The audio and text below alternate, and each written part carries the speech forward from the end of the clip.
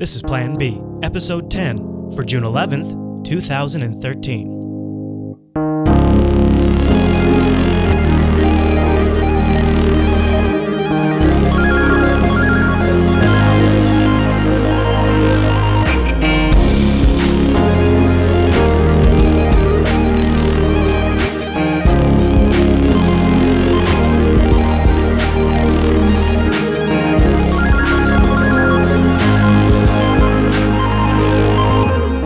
And welcome to Plan B, Jupiter Broadcasting's weekly talk show contemplating the future and present of Bitcoin, with insights for the novice, shop talk for the expert, and opinionated discussion for the interested observer of Bitcoin and related technologies. My name is Chris, and joining me every single week is my co-host, Drew. Well, hello. Well, hello, 10 episodes. Guess what, Drew? Huh? Big show. What? That's right. It's unavoidable. It's unavoidable. It's kind of been a crazy week. So we gotta talk about all the crazy events that have been going on in Bitcoin, and then we've got a couple of guests lined up for this week's episode. We definitely have one lined up. I haven't heard from the other one yet, but we'll see where that goes. But first thing we have to do is I want the chat room to call out right now as we're going what they think the price of Bitcoin will be at the end of the episode. Just put it in the chat room. Right now it's 108, and that's unique because I think last week when we were doing an episode it was around 121. And it really all kind of happened over the weekend. In fact, during the pre-show, the chat room was like, has Bitcoin gone crazy, you guys? What's going on? What's going on? Did you watch it over the weekend? The price just tanked? No, I don't know. I just looked at it at one point and I was like, great. Here we go again. I am impressed about that, about your ability. See, I have a ticker up on the screen always. I have a widget on my Android phone. Everywhere I go, I'm always aware of the price of Bitcoin. And you've kind of, I know you used to do that, and you've kind of said, I'm just going to check it from time to time. And so I was watching it, and I'll tell you, I started seeing the price sell-off go, I think it started happening almost right around the start of June, is where it's kind of been going on for several days, but then it really accelerated over this weekend. Right. And people have been trying to figure out, is this as a result of maybe funding issues with Mt. Gox? All these different methods to get money into Gox are shutting down, right? That could totally be affecting it. People have speculated that people are concerned about regulation. Maybe that's affecting it. That's a huge concern. Yeah.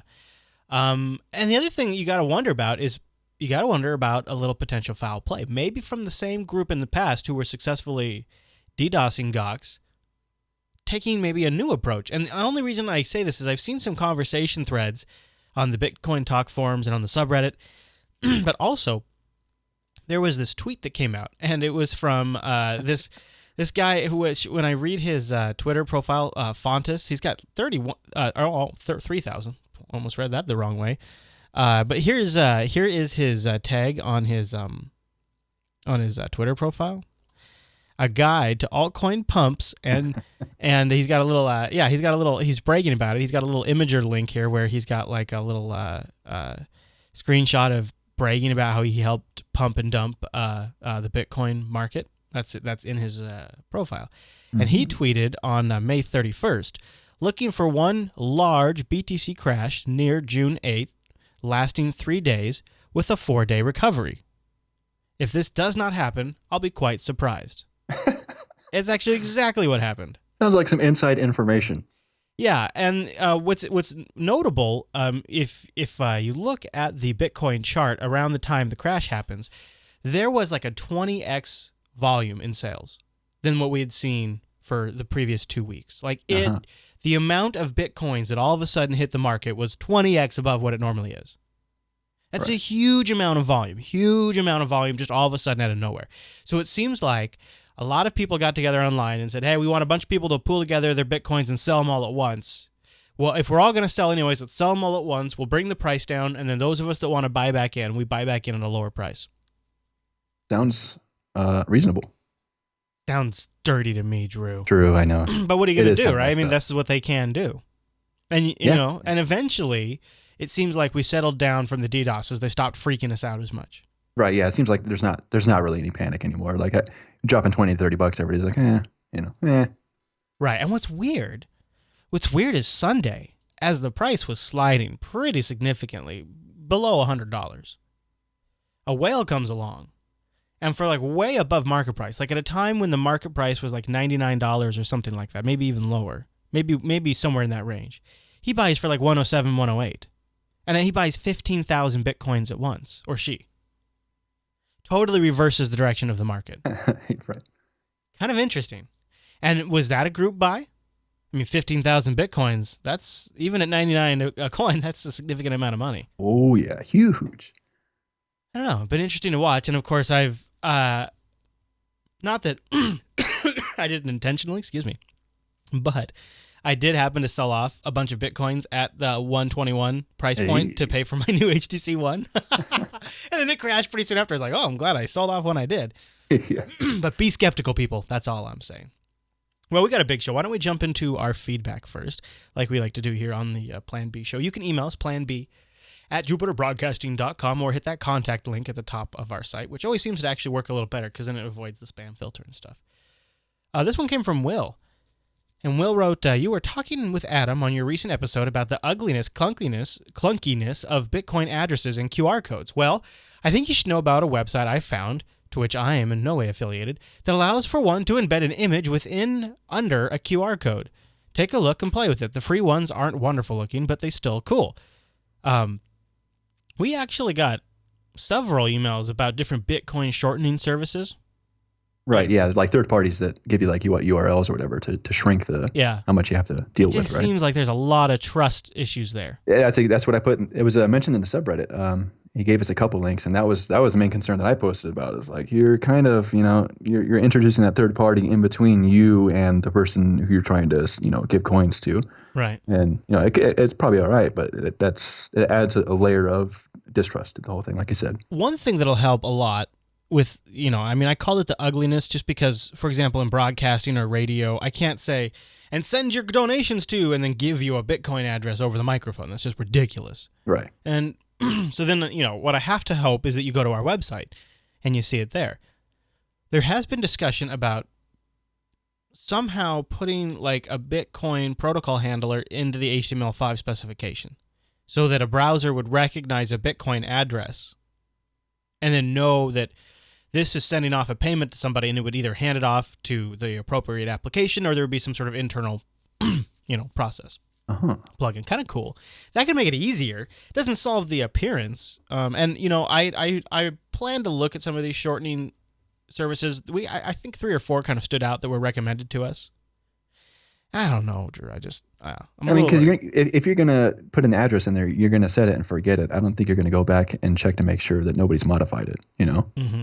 So you're gonna. It's like continual maintenance that it's gonna have to be, right? I mean, if you're putting your address in there and then you post it online, if somebody gets a hold of it, or if the person who hosts that service that shortens your Bitcoin address is a little nefarious, then I wouldn't go back every other day and check it. You want it to almost be a peer-to-peer solution, so that way you can't have somebody shut down, then all of a sudden you're not getting your payment. Right, maybe a separate protocol that kind of works side by side with Bitcoin. And something that where you couldn't have like somebody sitting at their headquarters and looking at every address that gets shortened and who's sending money to and from them. Right. So I almost wonder if it has to be built on top of Bitcoin itself. I think so. Or like BitPay does it. Like maybe BitPay could give you vanity addresses and they do the since they're already handling your payment processing, they'd handle that mapping maybe. Yeah, it's true. I could see it going both ways. Yeah. All right, well, Stefan writes in. He says, hey, guys. Well, hey, Stefan. Very interesting show. While I'm not a miner myself, it's funny. A lot of people who contact me who don't really follow Bitcoin closely, they always follow it up with, I'm not a miner. I think there's a lot of conception out there that people think that people who are in Bitcoin are mining. In fact, I've had people also tell me that, well, if you're not mining, why are you into it? So anyways, a former poor college student that cannot afford a high electric bill and new parts. I do have to say I enjoy the show. I do have a couple questions for both of you. First, how could CISPA or a similar bill affect Bitcoins or any other virtual currency? My second question is going back to episode 2 or 3 when the clip of Jimmy Kimmel was played on air. It was said that Bitcoin only has value of a bunch of nerds agree that it's worth. Isn't that kind of a basis of all currency, even gold? Maybe that's an oversimplification, but I also feel that the only reason Bitcoin is being picked up is because it's so new. I could go on about this, but I'll save you from that. Thanks for the great show, Stefan. So how could CISPA or other kind of cybersecurity / snooping laws affect Bitcoin? What do you think? This is something that you cover a little, or talked about a little bit in Unfilter, I think. So I think you might be a little bit more familiar with CISPA than I am.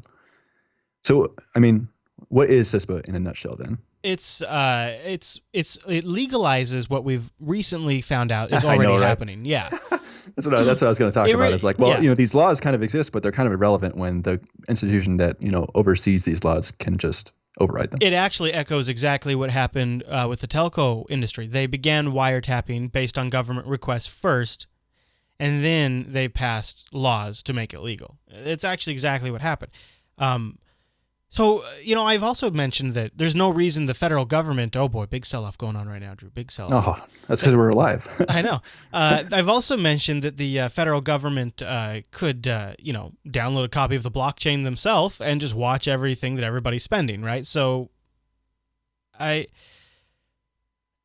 wonder what kind of monitoring and analytics you could pull out from watching the blockchain very, very closely. Like if you had amazing computational power to really do analysis, because we've seen things where based on a few things that an anonymous person searched on, they were able to track down who these people were. I don't know if you remember, but there was a leak from AOL years ago where there was no names, but they were based on the information these people searched for and a few other things. They got down right to the person who did it. And there's always been these interesting ways to connect the dots, and it provides at least another data point. Even if it's not the whole way they track you, it's another way they can at least get data points. And actually, that's a big part of what Prism is about, is getting all of these different signals. Right. So there's that element to it. But I think if Stefan is asking, can CISPA stop it, shut it down?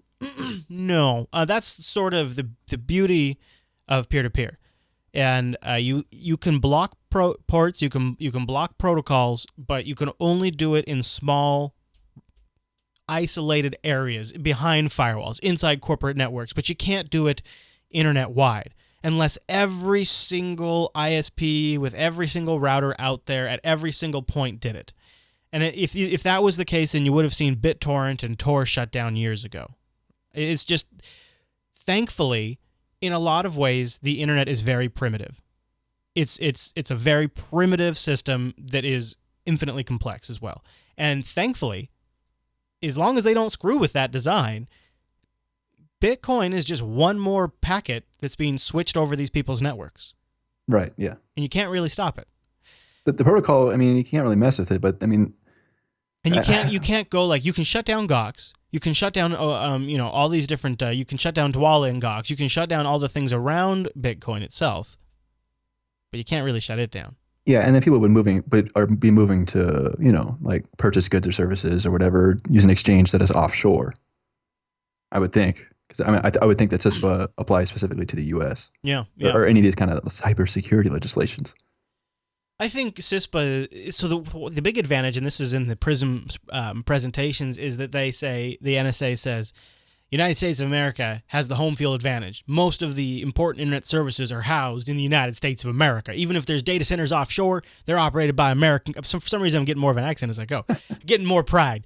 They are operated by American companies. They have American data centers. And in a lot of ways, you and I have less to worry about, though we still have a big problem, than they do. They are really being monitored. They're really being tracked.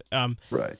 So yeah, they got to be the focus. I think the individuals are fine so far as we can tell. When you think about it, it is kind of a freaky thing. It really does bother me quite a bit. I think the fundamental aspect of Bitcoin that if you zoom out is it defunds this system, right? It removes the power from this system to a large degree, and it allows you to operate outside that system for now. So Bitcoin's way more destructive to those powers than those powers are to Bitcoin. And that's why they're so freaked out about it. I think so. I think they got to be terrified. If not now, then in the near future. Because even if Bitcoin fails, something like it could take its place. This week, even if it fails. There's a Bitcoin Talk forum. I just scratched it from the show notes because we ran out of time. But there is the IMF worked with, I think, a guy out of New York or somewhere to write up an analysis of Bitcoin's threat impact to the IMF. And one of the things they talked about is the IMF doesn't currently have any tools to, quote unquote, control Bitcoin like it does the other world currencies, because they don't have a funding mechanism to buy a huge amount of Bitcoin. And their control theory. So if they feel like if they ever needed to get in a position to control Bitcoin, it would have to be accepted as an IMF currency, which is only allowed for nation states right now. So that would require a massive restructuring of the way the IMF works. Then they would own a massive amount of Bitcoin, and that's how they would quote unquote control it, is their philosophy. But they don't currently, according to this analysis, have a way to do that. And so for them, they specifically state that they really have got no tools to use against Bitcoin as the International Monetary Fund. That's good news. It's good, but it also shows you they're really thinking about it already. I mean, they're taking this stuff a lot seriously, a lot faster than they used to. Right. Yeah. There definitely has been a huge ramp up in terms of they must be, this year alone, a lot of these bankster guys freaking out. Yeah. Yeah. Well, I mean, maybe not really. I mean, they just seem to get a slap on the wrist and then move on. I mean, it's funny here. We were talking about that huge money laundering sting for, I'm drawing a blank on the name of it right now. We just talked about it last week. Liberty Reserve. Yes. Thank you. I mean, to call that the largest money laundering scam compared to what things like HSBC and the other banks have done is almost criminal. It really is. So these bankers get away with everything. Yeah, fortunately, they get to call other people criminals and, define who is and who is not a criminal. Well, Drew, one of the things that I recommend people do, because the banks are getting you down, the price of Bitcoin, if it's going down, that might be getting you down. So this is the perfect time, like any, to maybe play a little Bitcoin gambling. So I thought we'd call up Paul from BitVegas. Now, you guys remember we've had Paul from BitVegas on the show before, and BitVegas just recently did a huge update. And they redid a ton of the lobby. They whole new maps, all that kind of stuff. And it looks so great. And BitVegas is such a fantastic example of taking some of the best things about the internet and putting them all in one spot. It lets you use your internet Funbox money in an awesome way. It uses Minecraft in an extremely innovative way, and it involves community at a fundamental level. So I wanted to get Paul back on the show just to talk to him about what's going on with BitVegas and what they're up to. Paul, welcome back to Plan B. Hello, nice to be back. You are our first returning guest, by the way. Oh, that's good. Yeah. So like to be part of the milestones. So tell everyone what you guys have been up to over at BitVegas. Well, we've been really, really busy. We've basically just scrapped the old casino and gone with a completely new one. Our old one was, about 20 meters by 20 meters big. This one's 6 stories of huge floors. It's actually a lot bigger than I expected it to be myself, and that's due to getting a lot of volunteers in just to help build and get it all ready. Yeah, that was my impression when I logged in for the first time. It is really massive. In fact, you even start outside the casino. You can buy them like a real world. And you guys have gone. There's lots of little extras, just little nice touches everywhere. You have spots for community people just to hang out, like bars and bathrooms. Have you seen an increase in usage since the revamp? The funny thing is we've actually seen a slight decrease, and I think that's just goes along with the whole Bitcoin in general has just lost a bit of interest. Yeah. I believe that's what it is anyway. Also, some of our advertising places have stopped letting us advertise on there, such as Reddit. Now, why would Reddit block you? Because of gambling? Yeah, they've blocked all gambling sites. You might see that Satoshi Dice doesn't advertise on there anymore as well. Oh, I just thought that was because they don't play in the U.S. anymore. Well, that could be part of it too, but they won't let me on because of gambling. So even though it's Bitcoin, huh? Yeah, that's. I was just as shocked. Because that seems like then they shouldn't allow any game that has any kind of virtual gaming inside of it. Yep, I don't know the exact reason, but they just won't let me on. So, all right. Well, you guys have still, even though the usage is down, you've rolled out this big update. You kind of are. You still. I kind of seem. To me, it feels like you guys are in just the right position. You have just the right kind of combo of awesome off the grid kind of place to go hang out and have fun. I'm a little bummed to hear the usage is down. Yeah, well, I think as of the last maybe week, it's been picking up back again, and that's thanks to us just getting out there and getting some advertising done. One of the newest things I have to mention is we've just partnered with a website called Bitcoin Get, which is a faucet for people just to get some free Bitcoins when they're getting started. And basically, we're teaming up with them so people can go on the site, do promotions, watch the ads, get free Bitcoins. But instead of having them build up and go to their Bitcoin wallet, they get sent directly to their BitVegas account. That's cool. So they can get in and start playing without actually having to even really spend any money. Exactly. So that's quite a big partnership for us, just due to the fact people will go to that website, and when we launch on the homepage, they'll be able to see that they can have it directly sent to BitVegas instead of their Bitcoin wallet. And I think that's just one of the many streams that'll get us a bunch of new players. So where do you guys see yourselves going as, say, things kind of pick up and keep going forward? What's kind of next? We've got a lot of things planned. Like in the new casino, we've already added a bunch of things. Like we've got slot machines now. We've added in the drinks, like you said, so people can just casually have a drink, which you can also win money off. We added in the high rollers room, which means we've increased our maximum bet from 1 Bitcoin to 2 Bitcoins. And even to get into the high rollers room, you need to have 1 Bitcoin in your account, or the business won't let you in, which is pretty cool. Nice. If you go under, does it kick you out? No, it doesn't actually kick you out at this stage. I thought about that, but I figured if people are just betting and they slightly go under, it'll be kind of annoying to get kicked out. Yeah, right. So we'll see what we do with that. But as for features upcoming, we have poker, which did actually launch in the old casino, but it was a bit buggy at the time, so I had to pull it out. And then with all this new casino being built, it's kind of been put more and more on hold. But that's on the top of the priority list for the next one, because we have just so many people interested in poker. I bet. We have an item store coming, which is you're going to be able to buy some items for your character, some other things that might be in there, like might be pets. So people can buy a little, I don't know, pet pig or something to follow them around, just some cool stuff. That is really good. Well, yeah. I think I'm hoping.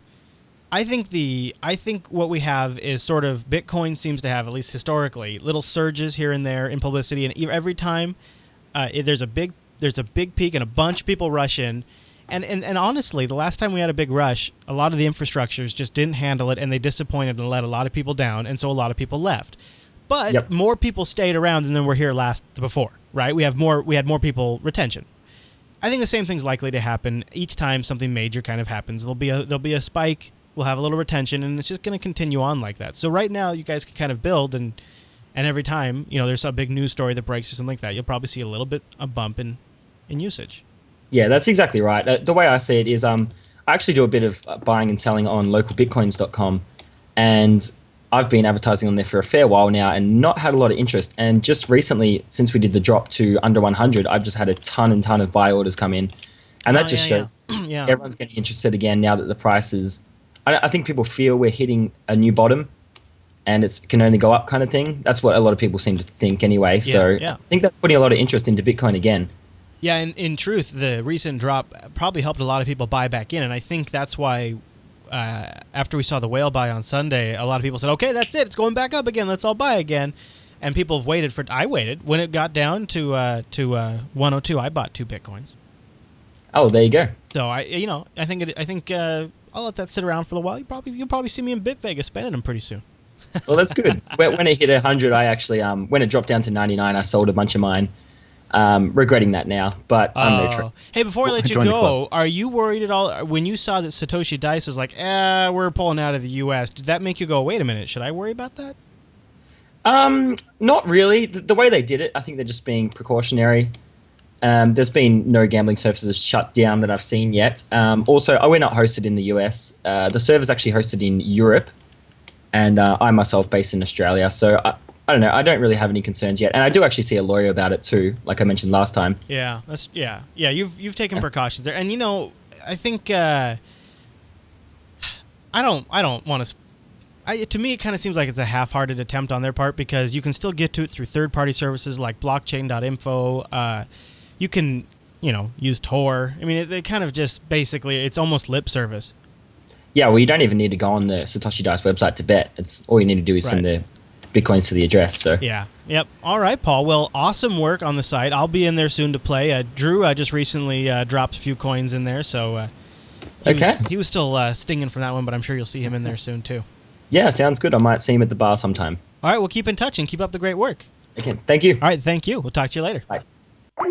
I'm just so impressed with BitVegas. It's such a cool mash of Minecraft and Bitcoin and community. Because a lot of the community has built or maybe all of the community has built that casino. Right. Yeah. I think he had like 10 guys building it for quite a while. And Yeah. I think it's like 6 stories or something. Man, I walked in there and I was like, oh, what's going on? Yeah. It is quite massive. Yeah. So if you haven't checked, in fact, if you guys just go load up Minecraft and then go to multiplayer mode and then just put bitvegas.net in there and connect. I think it's M or MC .bitvegas. Oh, okay. Well, you go to bitvegas.net if I got the address wrong. It's on there. But yeah, okay, maybe it is. I don't know if it's MC. I forget. But I already had it in my thing. But you just go check it out. You get the play coins and you don't have to spend any money. Just be impressed what community can do around Bitcoin. Oh, now here's something you might not have heard. The world's first baby, Bitcoin baby, is born. How about that? Okay, it is mc.bitvegas.net, by the way. The world's first Bitcoin baby was bought... And the insemination process was bought with Bitcoin. The baby itself was birthed by a mother. This is actually a crazy story because the doctor, Dr. Lee, is a Bitcoin enthusiast, and he was working on different ways to fund his practice. And so he did the initial consultation via Bitcoin. He said, "All right, yeah, if you want to come talk to me, you can pay me in Bitcoin. But look, this is expensive, and this is gonna be complicated. And to make matters worse, his clients didn't really quite understand what Bitcoin was. So he had to give them a little education on how to buy Bitcoins and things like that. But being the entrepreneuring parents that they were willing. So they found a patient that will pay him in Bitcoins via Reddit, which is kind of funny. In total, the whole process was 30 Bitcoins. Now this was a little bit ago. So Bitcoins have actually gone up in value since then. But the whole process from consultation to in vitro fertilization cost the parents 30 Bitcoins, which was around 3,600 at the time, USD. I think that's kind of crazy, right? Yeah, and he had to hold their hands to get them to buy the money too, or to buy the Bitcoins. He had to go through like a defunct exchange over in Australia. Yeah. This and that, all the way this and around, But he said he had the sign on the front of his door for like forever, and not a single person ever asked about it. That is I don't know about that one. I'm pretty big on Bitcoin, and that would probably, like, if I saw that sign, I'd probably gather do your it. friends. Let's go. I'd probably do it. Yeah, I guess so. Anybody up for in vitro? Well, we're talking about babies and family stuff. I wanted to get our next guest on the line, so I'm going to give them a ring right now. Let's see here. Now, this is something else. If you haven't seen the Kickstarter project, there is a couple that wants to live 90 days on Bitcoin. Hi there. This is Chris from Plan B. Hi, Chris. This is Austin Craig. Hi, Austin. Thanks for coming on Plan B. You're live on the show right now, and we were just starting to set up what you guys are doing. I just caught this the other night, and why don't you tell everybody what your goal is and what your project is all about? Well, the project, we're calling it Life on Bitcoin. It's going to be a documentary film about an experiment that my fiance and I are going to conduct after we get married. We're going to try to live the first 90 days of our post-honeymoon married life exclusively on Bitcoin. So that means all expenditures for everything we make, for groceries, gas, rent, whatever we may need to use in our everyday lives, will be spent only in Bitcoin. Now that seems like a pretty interesting proposition. We've seen people out there who've done a week on Bitcoin. People have done some road trips on Bitcoin. I think one thing that was considered controversial that maybe people misunderstood at the start was a lot of people thought, well, why are you doing a Kickstarter? The Kickstarter is for the documentary, and I realize now I should have made that more clear. The documentary film crew is going to be following us around for the 3 months that we're doing this. They're also going to be traveling around interviewing other people who are involved with Bitcoin one way or another, and interviewing them, getting expert opinions so that we can explore the broader issue, but also so that they can follow us for 3 months and get this human story that kind of helps illustrate what Bitcoin is all about. Right, because the film crew isn't taking a Bitcoin challenge. No, they sure aren't. I don't think they're ready for that. So how are you guys going to do this? We talked with Kashmir Hill from Forbes, and she had designed a stringent set of rules. In fact, I would consider maybe overly strict in some regards. Have you guys thought about this? Have you been brainstorming well, maybe for bills we'll allow a proxy service, or what are your thoughts on the rules? Well, the rules are what we're trying to do. We've outlined some rules for ourselves, and we're going to be putting those up and publishing them publicly pretty soon. We want to reduce as many intermediaries as possible. I know there are services that will connect people so that they can pay in Bitcoin and the receiver can receive money, but we want to use as few of those as possible. The test of Bitcoin as a currency is going to be whether we can regularly use it, whether we can use it for normal everyday things. And we'd like to do that directly with the person that we're interacting with the person that we're exchanging with. So the goal is to do all of our transactions as directly as possible. And the baseline bare minimum is that we can never touch any dollars. We can't use them for anything. So I'm over on lifeonbitcoin.com where I can donate to the Kickstarter. And one of the things I noticed is you have some potential like stretch goal type things with road trips, right? Is this I love this idea because this sort of ends up spreading the word about Bitcoin. And that brings me to my next question. What's your background in Bitcoin? Are you both Bitcoin enthusiasts, or how did this come about? My background in Bitcoin is minimal. It's mostly just interest. Professionally, I'm a video marketer, and I've worked in video production and acting for a few years now. But technology has always fascinated me. And I heard about Bitcoin a couple years ago and read about it. And I was reading about Bitcoin mining. And I thought, hey, let's give that a try. That sounds interesting. But quickly realized it was way beyond my technical skill, and still is today, even if I wanted to get into that. But I think what that allows me to do as a pretty average person who's not highly, highly technical is it puts me in the right position to do this kind of experiment. Can a normal person use Bitcoin? Can it be used in that way for everyday transactions? So honestly, I'm not terribly into Bitcoin right now. I imagine we'll become fairly expert pretty soon. That's going in the deep end there for that one. Yeah. Yeah, 90 days is going to be, I would imagine in order to do 90 days, you will have to do some sort of negotiating with a fair amount of people you're buying goods or services from, right? You're going to have to try to convince them to take Bitcoin. Yeah, for all of our basics, I imagine we're going to have to be educating a lot of people, educating them on what Bitcoin is, what its benefits are, and then negotiating with them how to do this, and then walking them through the process of getting set up with a Bitcoin wallet and being able to work that into maybe their accounting system. These are things it's kind of going to be learning by getting thrown in the deep end, but I figure we will learn fast that way. Now, did I catch on Reddit that your fiance's employer, she does contract work or something to that extent, they're going to pay her in Bitcoin during this process? Yeah, that's right. We talked to them last week. We've been working on this for at least a couple months, and she hadn't talked to her employer until last week, and she said, hey, I'm doing this project. I just wanted to let you know that work is always going to be my top priority. I'm not going to let this take a backseat, let my job take a backseat to the project, but I wanted you to be aware, and I'd love to have your support.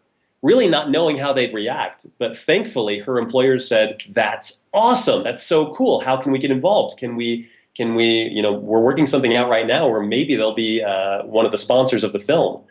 And they want to be able to pay her in Bitcoin. And we haven't negotiated how exactly that's going to happen yet, because we're probably going to set it up when the documentary starts.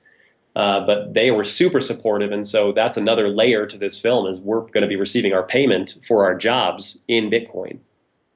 That is, you both are.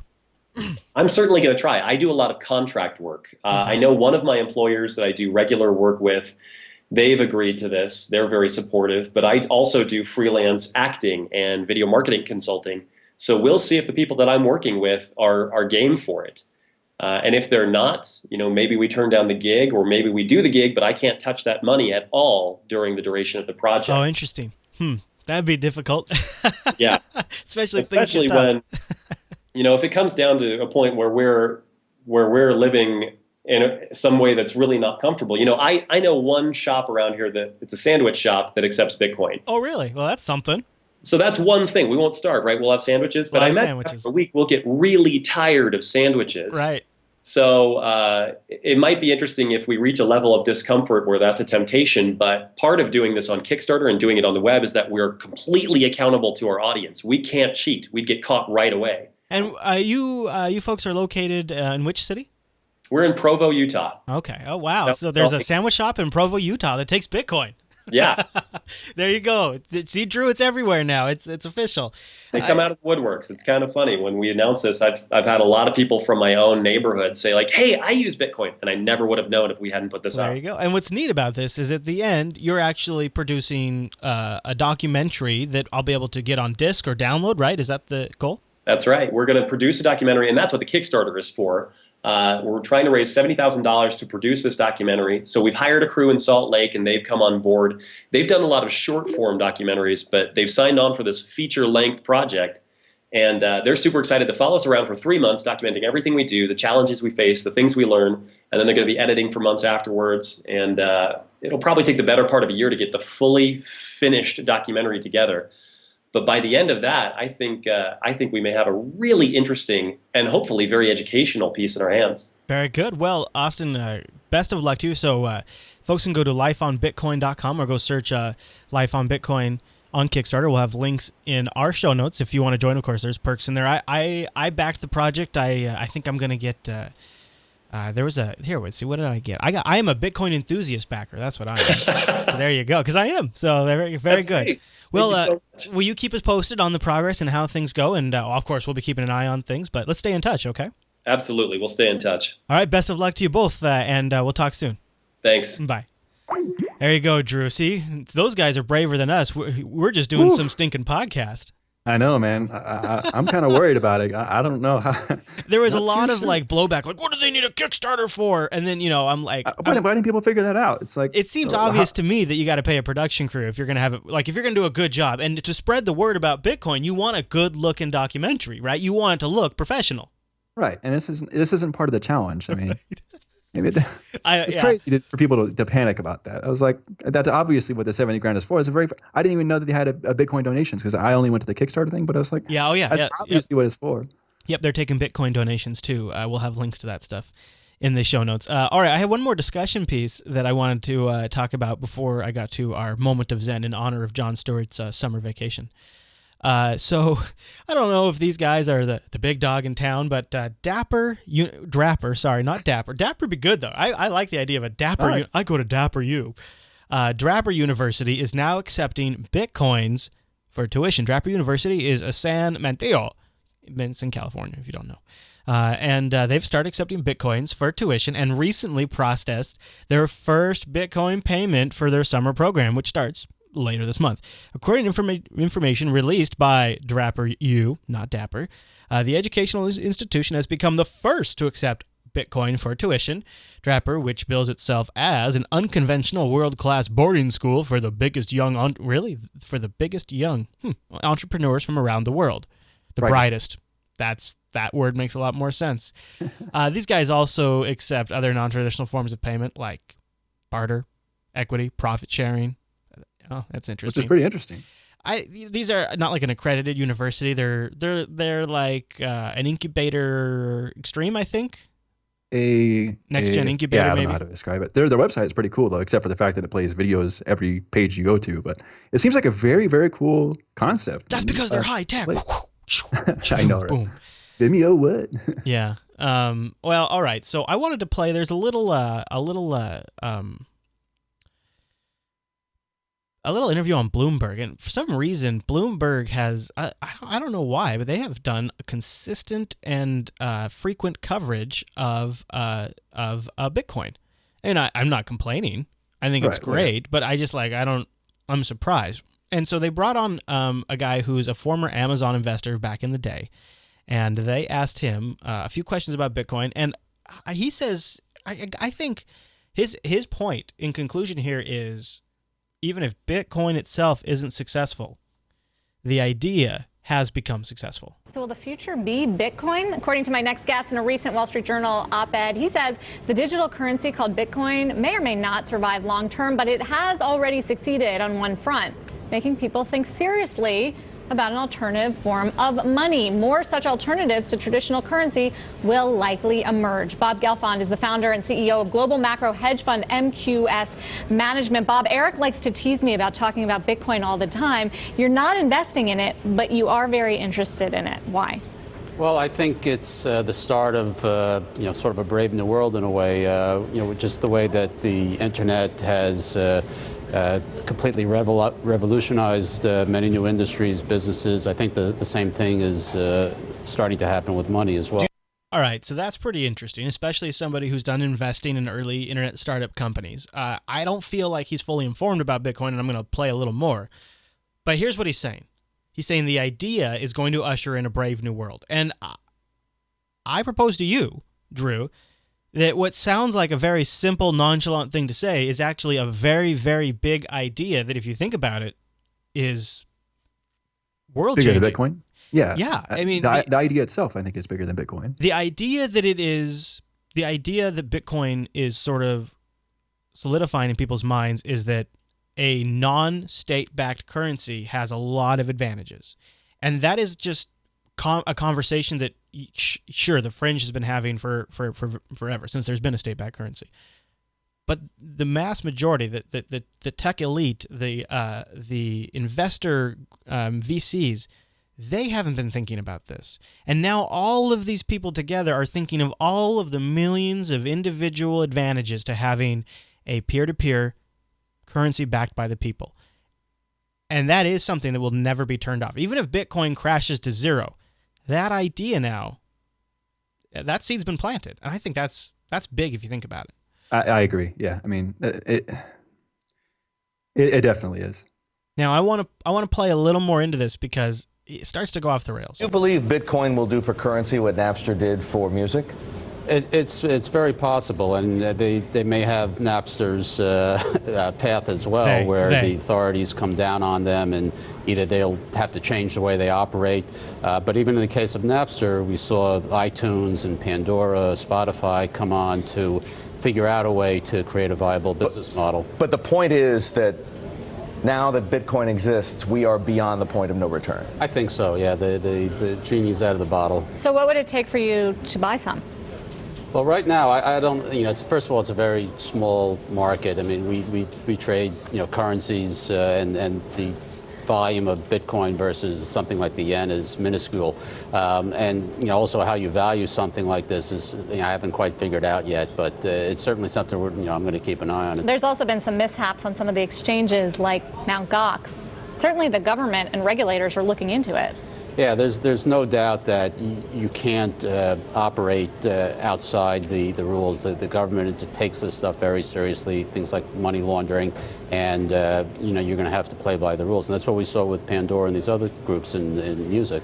So just as Pandora and Spotify and now Apple, for example, have gone and improved upon what was once Napster, how would you build a better Bitcoin? How would it be, your digital currency be different from what Bitcoin is? How would it? Now, before I let him answer that question, you see how they're discussing Bitcoin like it's owned by some VC-backed Silicon Valley startup that they could just pivot their business model and all of a sudden they're legal, right? They're talking about it like it's owned by some corporation.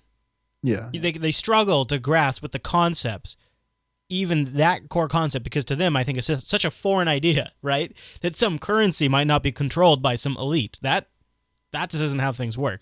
But now listen to how he would build a better Bitcoin. And if this isn't the strongest argument why we need Bitcoin and not something else, I don't know what is. Function. Well, the idea that I came up with and wrote about, as this is just one possibility, is to have the companies that have cloud computing services issue call it a certificate that will give the owner of that certificate 1 hour of computing time, and the owner could decide to cash that in right away, or they could hold on to it where, for a year from now, 2 years from now, computers will be more powerful, and so that 1 hour certificate will have more value in some sense, and that might be a way for the market to start evolving. So as this market evolves and... So he's saying that what we should do, he's saying the idea of cryptocurrency is great, but it needs to be owned by the corporations. Amazon have a crypto coin, Google has a crypto coin, and then users go buy time, like shared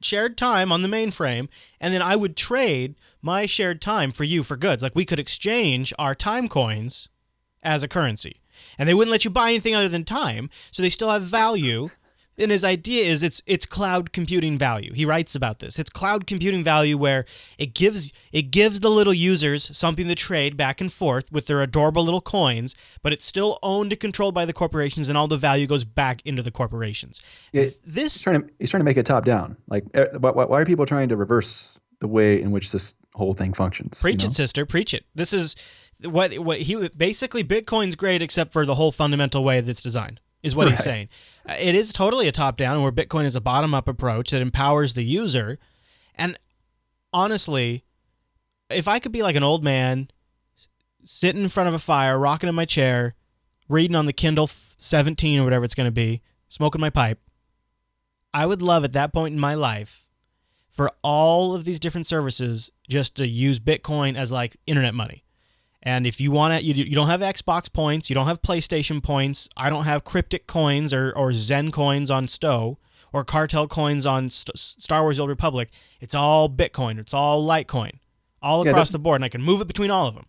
And that fragmentation probably started Bitcoin to some degree, or at least, spurred the idea of it. Instead of having, like you're saying, all these different points on all these different platforms, it doesn't really make sense when you can have one uniform system, peer-to-peer, with no central authority that's not, you have very little risk, and they don't even have to manage it, right? They don't have to manage the actual protocol or like with the Xbox points or whatever, you don't have to manage the systems. Yeah, it's a whole infrastructure load off. They're off. It's not even their problem anymore. They're offloading it to individuals. I know. So what I think, I don't think we'll see it on these services, but maybe services that replace them in the future. What is funny is this whole concept that it shows such a fundamental misunderstanding of how Bitcoin works. And I think it's interesting that this guy is supposedly this big VC funder, and yet think about this. Like, if all of a sudden Google time was this scarce commodity, and I could only use Google Docs as long as I had enough Google coins, nobody would use Google Docs. It would collapse their entire industry, because the whole thing is this free, all you can eat. You want to leave a Google Doc open in a tab all day long? Go at it. Have at it, Haas. Trying to like add what was I going to say? Artificial time restrictions on top of that it's silly. It would kill the market, because nobody's going to use these services if they're restricted like that. Right, you can't go back. Like people are not going to go, all right, I can have the internet all the time, anytime, but now I want to reduce it to 1 or 2 hours a day. Yeah, we're trying to introduce scarcity into something that is kind of pervasive. Right? So the internet, trying to I was just rolling my eyes. I'll let it play out. We'll let him continue, because how to improve upon Bitcoin. Insurers, like we saw with Napster and others came after it, how do you invest? How do you get in on this game early? Well, I think there's some startups I'm not involved in that are working on coming up with ways to deal with payment processes and merchants that are willing to deal with Bitcoin and other digital currencies. So I'm not sure, as yet what the best way to invest, but it's certainly something to pay attention to. Well, Bob, you were one of the early investors in Amazon almost 20 years ago. Based on the promise of digital currency and the way you envision it growing beyond what Bitcoin is today, would you consider investing in one of these businesses? Oh, certainly, if the right opportunity came along. I mean, I don't do as much angel investing as I used to, but certainly for the right opportunity. Why do you think this idea of alternative forms of currencies is so hot right now? I think people are very concerned, and rightly so, about the paper currencies, the government created currencies that we have. They see central bankers experimenting in different ways without really understanding or appreciating what how these experiments are going to work out, and people are concerned, is dollar in my pocket, is that going to be worth anything 5 years from now? So why not just turn to gold? Why is all the money coming out of gold right now? And you see, I really am impressed. First of all, I'm impressed that Bloomberg is continuing to cover Bitcoin when a lot of the other news agencies, when we started this show, I had so many clips that people were complaining about me having too many clips. This is the only clip we have this week, right? Because there's no drugs and all that stuff. Right, exactly. What? This is like they're talking about Bitcoin. They're not having a go at it. They're just like they're asking, is it going to improve? They get the fundamentals wrong, but they're asking the right question there. They ask, how do you invest in it? That's the right question to ask. I mean, and then they're asking, why are people turning to it? These are all really good questions, and I thought I'd just play out the gold aspect of this, because I know we have a few people listening who have been following gold, are kind of interested in gold and Bitcoin, so I'll let them answer that. It's interesting. It seems like there's possible slowdown coming out of China and other places. Commodities in general are getting hit. Growth is coming back a little bit in other places, so hard to say. But just in the case of something like cars, we have more than one brand of cars. There's no reason that we can't have more than one brand of money that is. But we do. We have gold, we have silver, we have platinum. Some people consider those other precious metals. Money? A quasi-currency money, if you may like? consider it a store of value, a way to store your wealth, but they're not. They don't have they don't have the liquidity to be. They're not a medium money. of exchange. Right. That's the crucial part about something being money. It has to be liquid enough so that you could use it to buy your lunch today. Do you know of any institutional money that is going into Bitcoin and digital currencies? I've heard some VCs who are investing in startups, but nothing beyond that I know of. How long do you think it'll take for that industry to mature? Is not the right word, because that could be years away, Evolve. but to kind of get off the ground.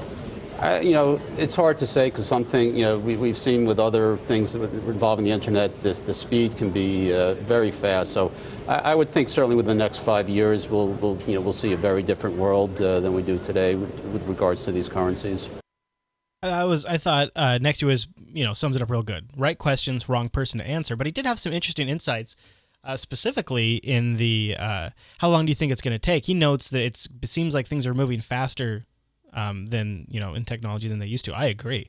I mean, we were just talking with Austin, and he says, yeah, there's a sandwich shop here in Utah, and it's like, what, really? Okay.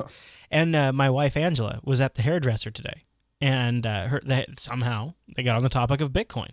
Her hairdresser says, yeah, well, we were thinking about gold, but now we're looking at Bitcoin too. And that's like, Angela's like, well, you should, do your research.